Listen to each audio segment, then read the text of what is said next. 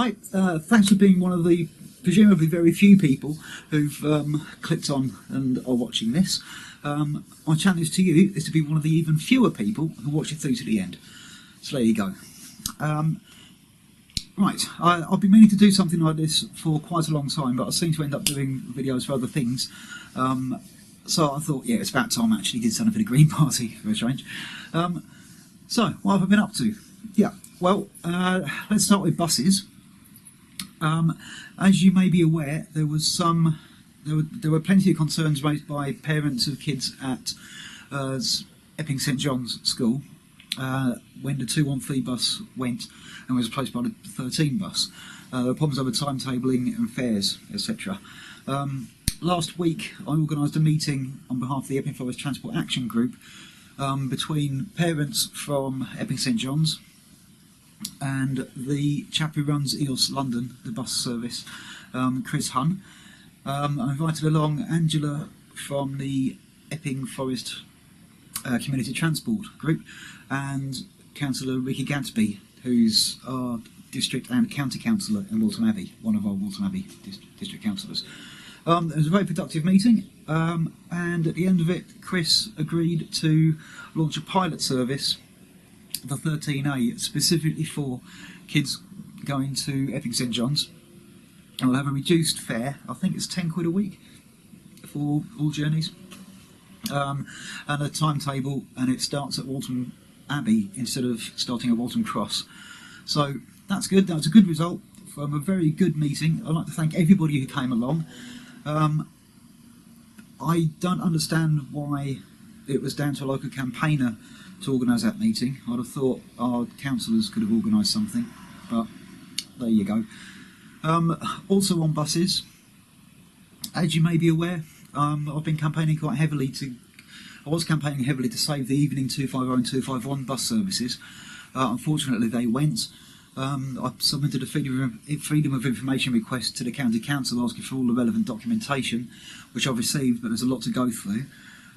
The main plank of the argument against their decision to cut the subsidies was that their information says that there were between 6 and 12 passengers per day on both the 250 and 251 evening bus services. I personally, and the Epping Forest Transport Action Group, think that that's a nonsense, and that is ridiculously underreported. The reason for that is I and a lot of other people know that we got on those buses and were charged £1 or £2 and weren't given a ticket, which means that the figures getting reported back to the county council were underreported. So they based their decision on what we believe to be false information. So the Epping Forest Transport Action Group have launched a quick survey. It's really quick. It's one question, basically, asking people if they were undercharged or not ticketed on those buses. So please take a moment to fill that in if you can. We need evidence to be able to challenge the decision from the county council, and the only way we can get that evidence is from people completing that survey. If you had a ticket every time you travelled, brilliant, let us know. That's equally as important as finding out people who weren't ticketed, because we need it to be a representative, honest survey. Also, Waltham Abbey Town Council have launched a survey into bus use around Waltham Abbey. You can download the Excel spreadsheet from the website if you like, but I, on behalf of FTAG, offered to host an online version of the survey on the FTAG website, which is going to be a lot quicker for you to fill in.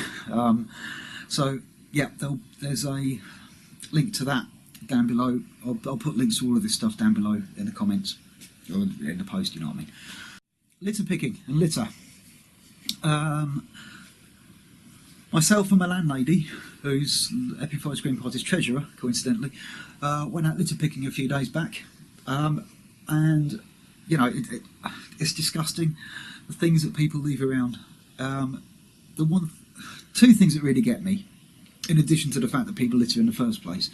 Two things. Firstly, what sort of utter nincompoop will pull up to the side of a road, or pull up to a car park, or pull up and park and empty their ashtray out of their car and then drive off again? No. Keep the ashtray, empty it into a bin, or take it home with you and empty it into your bin. Right? it's not difficult. There's no reason why everybody else should have to look at or tidy up your ashtray. That's the first thing. The second thing is McDonald's. You keep on giving people these little single-use plastic tubs full of sauce. These just get left all over the shop. Now, in fairness to McDonald's, they do a lot to try and keep the places tidy, and they put money into helping keep places tidy, to clear up a lot of their own litter. It's not McDonald's fault, really. It's the fault of the people that litter the place. But there's no need for these little plastic single-use tubs. Now, we need to cut down on single-use plastics. So McDonald's, please sort it out. And if you use a McDonald's, please have the courtesy to put your rubbish back in the paper bag and put it in a bin. It's not difficult. Okay, I'm not a councillor. I've yet to be elected. You know, never know, might happen. But over in Buckhurst Hill, we do have two district councillors, in Stephen Neville and Simon Heap, and they've been doing good work on the council recently. They do a lot of the sort of trying to clear roads and trying to sort out potholes and trying to sort this out and the other, the usual stuff.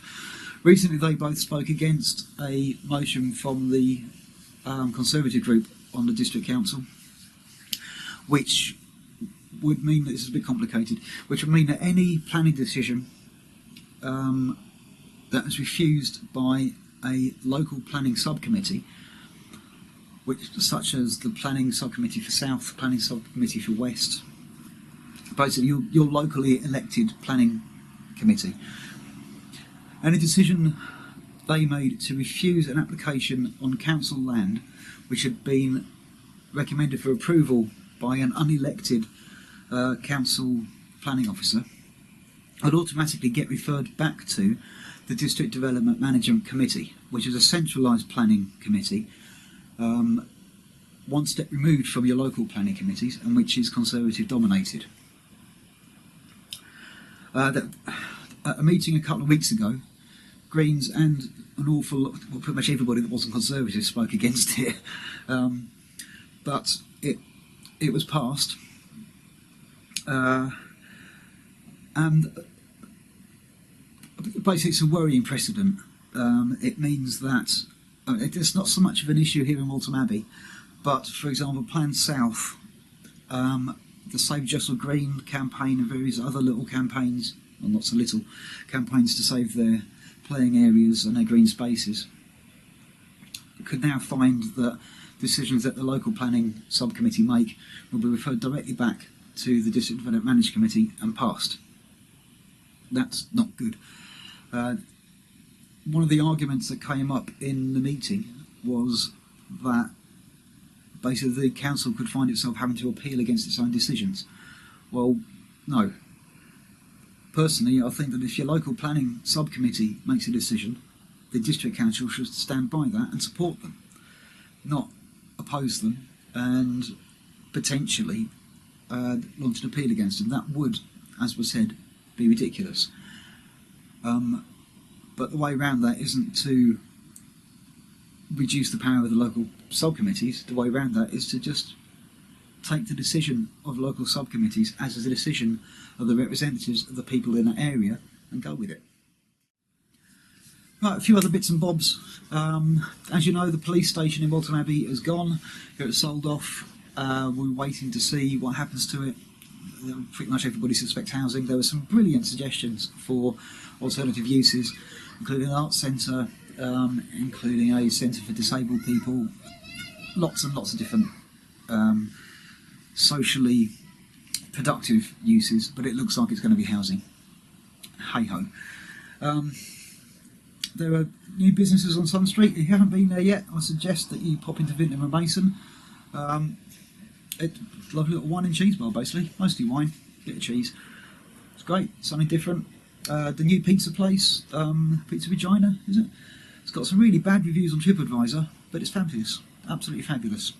Basically, you know, if you can shop local, do so. It's not always possible, but if you can, please do.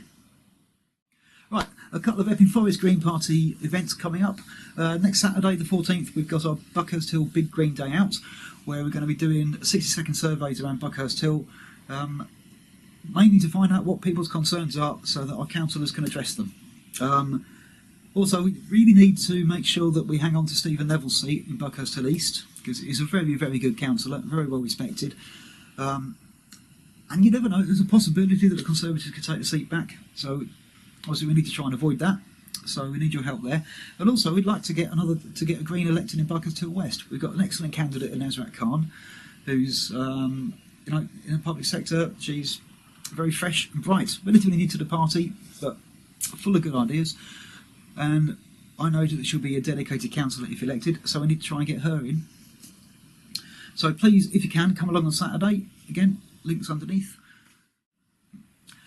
On Monday, the 16th, we're really pleased to have Rachel Collinson, who's the Green Party's Business Innovation and Skills spokesperson, coming along to give a quick talk and discussion for local small business owners, particularly relevant to Loughton and Debden with the Epping Forest shopping park opening, but to everyone who runs a small business across Epping Forest. We know that rates are high, we know that business rates are high, we know that rents are high, we know that things aren't easy, they never are, but at the moment things are particularly difficult, and who knows what's going to happen after Brexit. So yeah, Rachel's coming down to chat about what the Green Party policy is around small businesses, and also so we can find out what small business owners locally need and want us, or would like us to be able to do. And obviously a bit limited in what we can do unless we're councillors, but we can still campaign for stuff. As I said earlier with the 13 bus, you don't have to be a councillor to get stuff done and get stuff achieved. So yeah, it would be great to see you on Saturday or Monday at the meetings. If you like what we're doing locally and like to get more involved, why not join? There are many, many worse things you could do. Anyway, thank you for watching to the end. You're amazing. Might see you soon. Thank you.